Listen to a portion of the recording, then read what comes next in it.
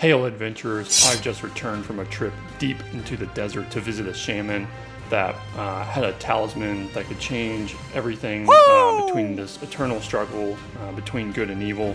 But enough about my weekend.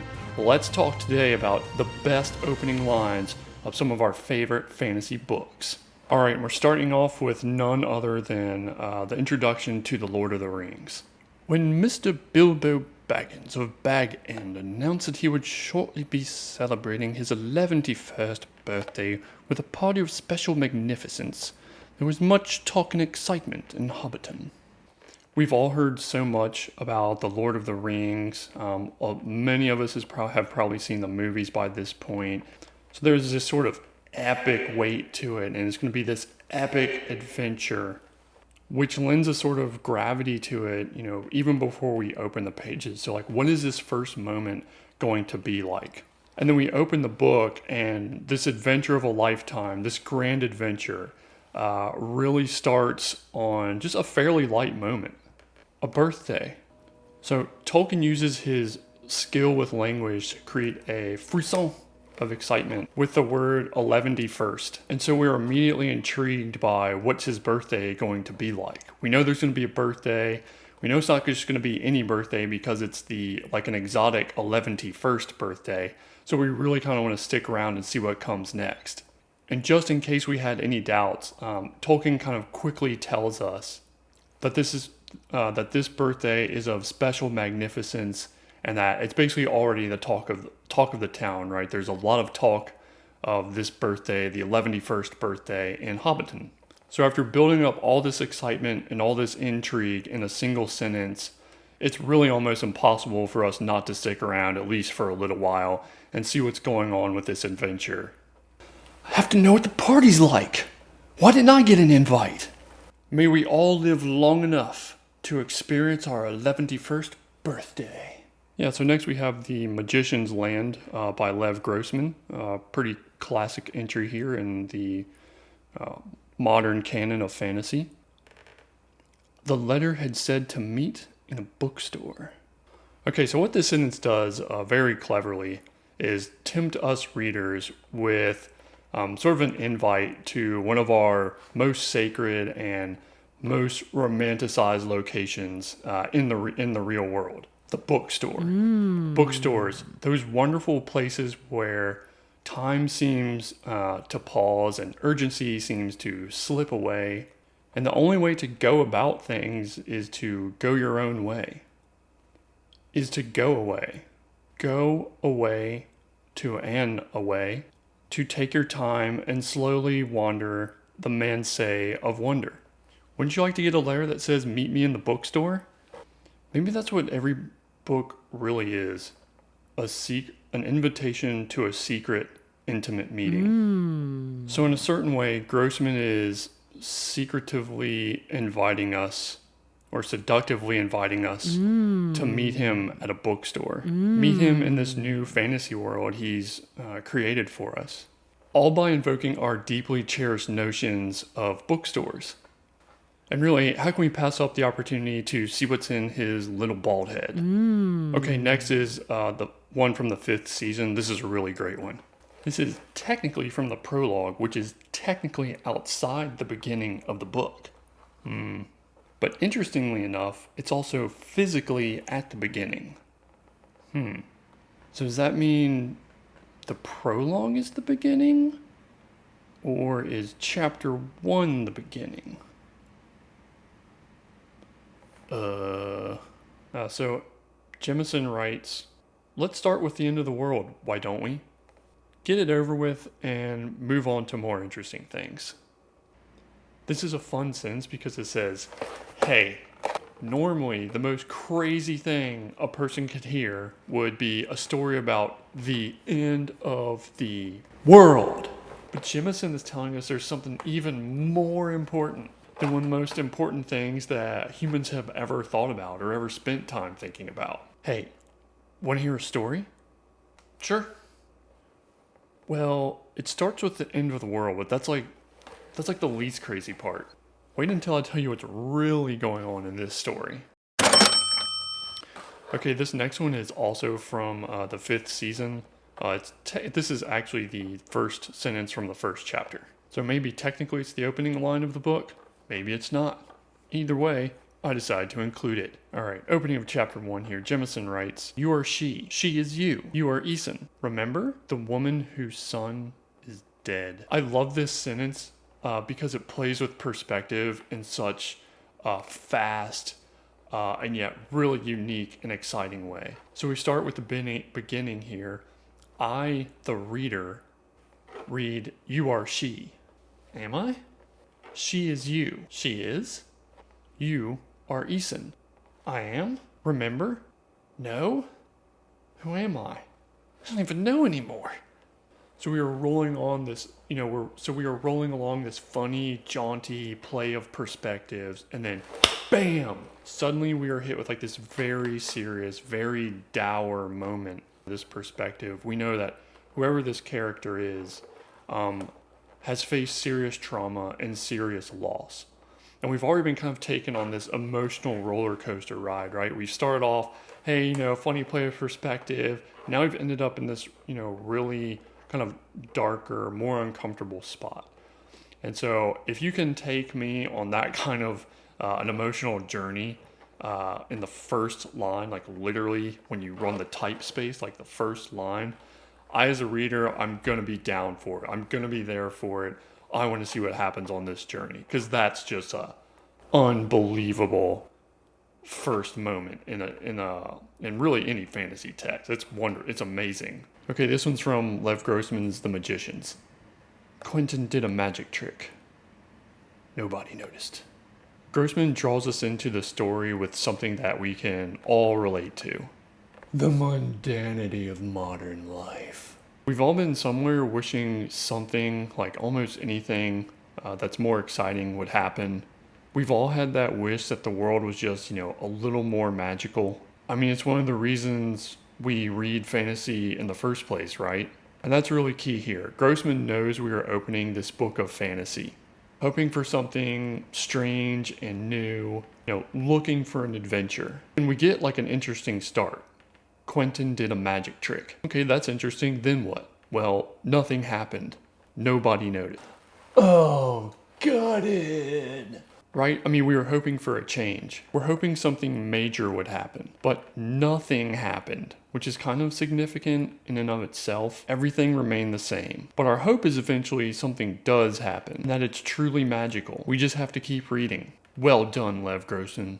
Well done. All right, coming in at number 7 is Red Country by Joe Abercrombie. Gold. If you're gonna start a book with a single word, it better be an important one. And let's face it, there are millions of words in the English language. Well, literally, the Oxford English Dictionary says there's about 630,000 lexical items. Lexical items. If you had to pick a single word from over 600,000, what would you pick? Abercrombie starts with gold, and that's it. Single word for his opening sentence. But let's take like a closer look at what he's able to accomplish with just a single word. He's playing with a universal ambivalence about new experiences or new things in general, and new books in particular. Is it going to be worth it? Should I commit to reading this book? They're also very long, and it has the potential to not live up to the hype. Let's be real. Most of them don't live up to the hype. And perhaps this is the essence of literature itself, right? Are we getting something of real value, or is it all just fake? It always has the potential to be fool's gold. But gold is alluring, and so is this word gold. We closely associate gold with power and wealth and great triumphs. So this has to be a pretty safe bet, doesn't it? So all in all, I really like this because Abercrombie goes for a huge risk here. He's inviting us, like almost daring us to take the gamble. I don't know that it works perfectly, but I love the bold attempt.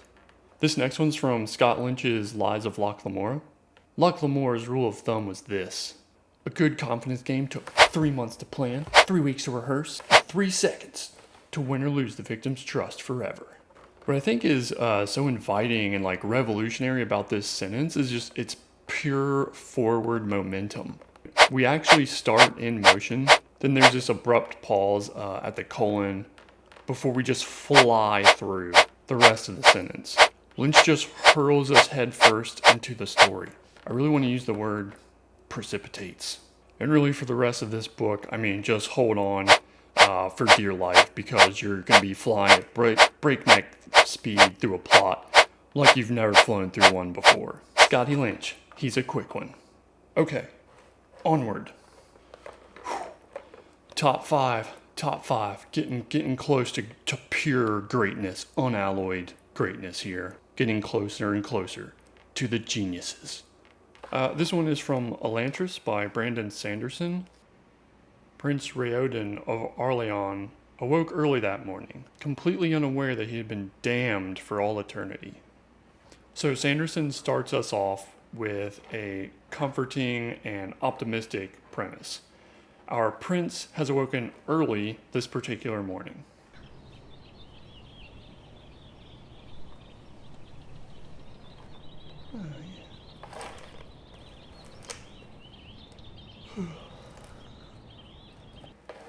Feeling great. So early mornings for responsible princes would generally be an indication of, an admirable industriousness, of someone rising to meet the call of his prestigious station.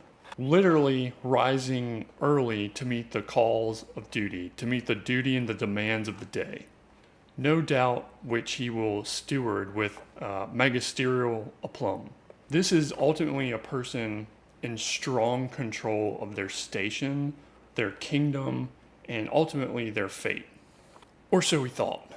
This prince has no doubt been living the good life, right? As princes and royalty are wont to do. And he's actually been doomed for all eternity, and he doesn't even know it yet. For anyone to be damned for all eternity, that's not a pleasant thing. Oh, gutted! Is this character's station to make the fall all the more farther, all the greater, and as such, all the more harder and all the more serious. So his fate has massively changed, in literally an instant. It's one thing to kind of have a chance to prevent, this kind of doom from happening. To try and say over the course of an entire novel or over the course of the entire book, right? That this character gets a chance to stop the doom, to entirely prevent the doom from occurring.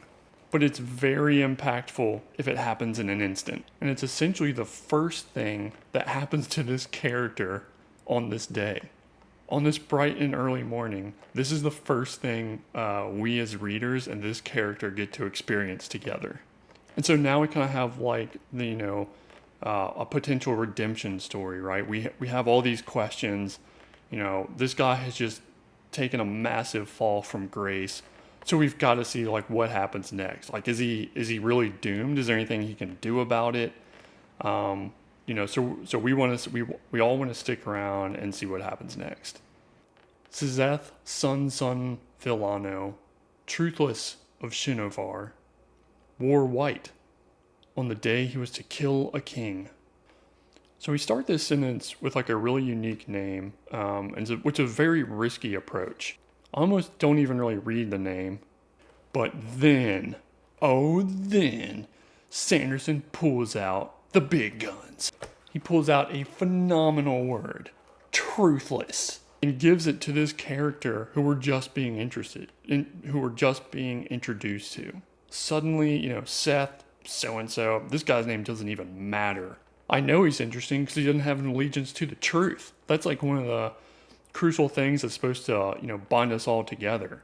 And this guy apparently has no care for the truth. I'm a bad boy. He's probably done some really risky things, betrayed people, or been in some high-risk situations for other people to give him this sort of title of, the truthless. So truthless just really grabs our attention here.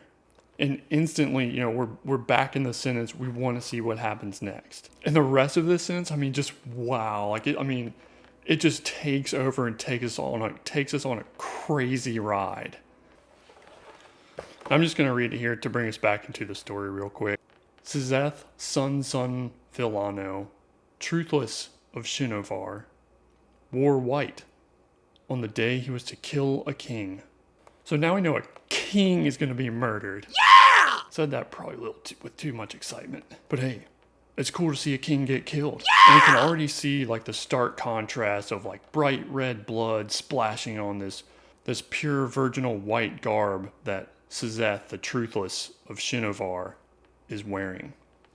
And it's cool that Sanderson does this, right? This flips the assassin trope really just completely on its head. You know, if he's truthless and tells lies and is untrustworthy, you know, usually those characters wear darker clothing and they operate under the cover of night. So in one crisp, clean line, Sanderson has, you know, captured our attention with this strange name, made us instantly wonder about, you know, this character's motivations and past with a single word, and then flipped a major trope on its head to send us just hurtling into this story. We have to know how the king dies. Like, does he die? Why is Sizeth wearing white? I mean, maybe he's pure and he's actually been like wrongfully accused and slandered by his enemies as being someone who can't be trustworthy. Maybe he's actually, maybe he's actually on the good side of things. So again, we have so many like intriguing questions as readers. We just have to stick around and see like what happens next. All right, moving into the top 3 now. We're going to see some really fantastic openers, and we've already seen some truly incredible sentences from the best that the genre has to offer. Turn back, go no further. Your mortal minds cannot bear the unbelievable opening sentences that you're about to encounter. Okay, this is from the Steel Remains. This is one of my favorite books as far as kind of like dark fantasy, and just kind of like just a cynical take on the world. All right, so here's the sentence. When a man you know to be of sound mind tells you his recently deceased mother just tried to climb in his bedroom window and eat him, you only have 2 basic options. I mean, this is just a fantastic opening. We have someone coming back from the dead, and it's not just anyone, it's the deceased's mother. And not, you know, they're not just kind of like turning up, like, you know, asking for money or, you know, telling this person why she's been missing, but like crawling through his window in the dead of night. You can just see like the grave dirt, you know, dripping off this corpse as it, crawls through the window. So Morgan here uses 2 sacred relationships, the relationship between the living and the dead, and the mother and the child, you know, that which brought life, to really grab us, fill us with anxiety, and keep us reading. He creates this like momentous feeling of shock, and the only way to soothe it is just to see what happens next. All right, next we have, I think, one from one of my absolute favorites in recent memory. This is absolutely an amazing fantasy book, Black Leopard, Red Wolf. So the sentence reads, "The child is dead. There's nothing left to know." So this line is so great because it's kind of like the anti-opening line. And maybe like one of the best I've ever seen in terms of subverting expectations. Expectations turned upside down. Marlon James is snickering. He's like, here's the story. There is no story. Which then begets the question, like, what in the world are you doing here? You must be a fool. What are you still here for? I already told you there's no story. And yet, you hold a 600-page book in your hand. So in a single line, he's created this huge amount of tension, suspense, and ambivalence in his audience. There's clearly a story. And the only way to find out why this person thinks that there isn't a story is to read the story. I love it when they subvert the expectations. Really keeps my edges sharp.